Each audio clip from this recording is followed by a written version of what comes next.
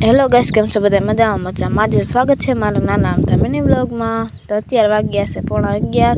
મારા પપ્પાને જો ખેતરમાં કંઈક કામ કરે છે, જો અહીંયા પાથરા ફેરવવાનું કામ કરે છે ને આપણે આજે બનાવવાનો છે કેરીનો રસ। તો જો આપણે ઘણી બધી કેરી લઈ લીધી છે, એટલે આપણે બનાવવાનો છે કેરીનો રસ। તો જો બધા બપોરા કરવા બેસી ગયા છે।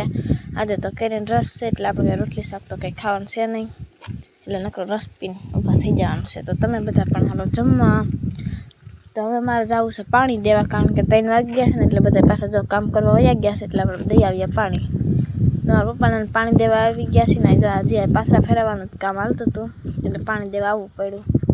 તો પાણી દઈને આપણે આવી ગયા સીધા બગીચામાં ગુવાર લેવા। આજે સવારે ગુવારનું શાક કર્યું હતું ને તે ગુવાર ઉતાર્યો હતો ને, તો હજી કેટલો ગુવાર છે જો। જે આપણને ન ભાવતું હોય ને કેટલું બધું હોય, જે આપણને ભાવતું હોય ને એ કંઈ થાય જ નહીં। જો ગુવારના થોડા 3 તારા છે ને ભીંડા ના જો અડધા ભીંડા તો આપણે નાખી દેવા પડ્યા જો બિયા કરવા। જો આ સીભડાનો વેલામાં એક સીભડું નથી, આપણને સીભડા ભાવે ને તો સીભડા નથી। જો આપણે આવી ગયા વાસળી પાસે, જો વાસળી બહુ મારે છે, મારા પણ છે।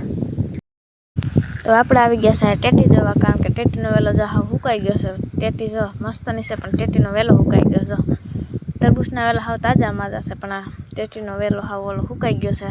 હમણાં તડકા બહુ પડે ને ગમે એટલું પાણી પીને તો સુકાઈ જ જાય। હવે આજ માટે એટલું, તો કાલે મળીશું નવા મિની બ્લોગમાં।